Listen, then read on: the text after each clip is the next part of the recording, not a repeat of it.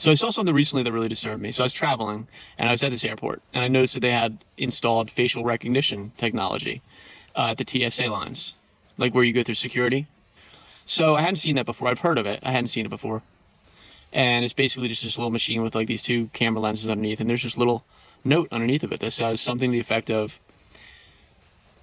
if you don't want to have your, I believe, biometric data or whatever it said, taken, then you can opt out of this by just telling the TSA agent that you don't want to have your picture taken. And I thought that was strange and disturbing and Orwellian that they even have these things. But I think that what's messed up is that people hear that it's optional, and so they don't think too much of it. You know, they're just like, it's almost like government realizes they can't just thrust all sorts of crazy technology on us all at once. They have to kind of ease people in, right? Because there'd be more of an uproar if it wasn't optional. But the thing is this: once it goes on long enough, it doesn't become optional anymore. Then you have to do it. Then you have to do it.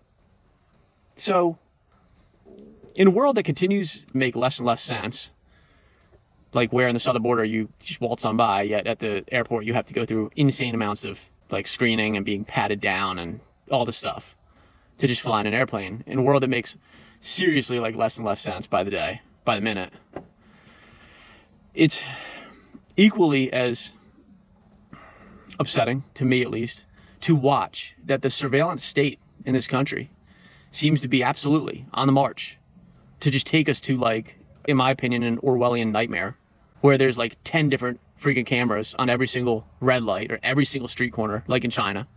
Have you ever seen those videos or pictures of what actually happens in China? The amount of cameras that are there, you know? And I think back to the day when I was like a lot younger, when I was a kid in the 80s. And yes, obviously there were cameras in the 80s, but it wasn't this like intrusive, in your face, everywhere, like where you literally feel like creeped out by the freaking government. They don't do that good of a job securing the border, that's for sure. So why do they have to like go and basically spy on their own citizens? It bothers me, yo. Like, it really bothers me. Just kind of ranting on this. But the thing is that like, the more you let these things go, and this is a thing too, like going back to the TSA lines, they realize something. They realize that most people are like kind of intimidated by like government agents or whatever, these TSA agents in this case.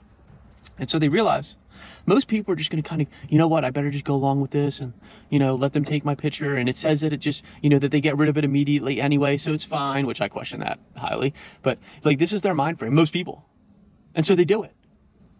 And so the government gets just one little more in, another little in, another little in.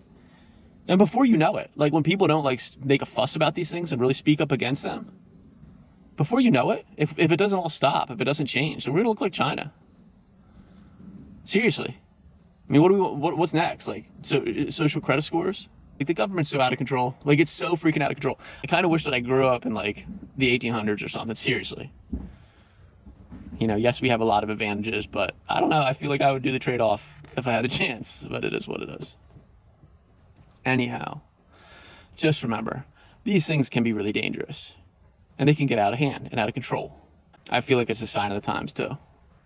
I'm a Christian, and I personally believe like we are definitely getting towards the, well, let's just say I feel like we're getting to where the world is very old.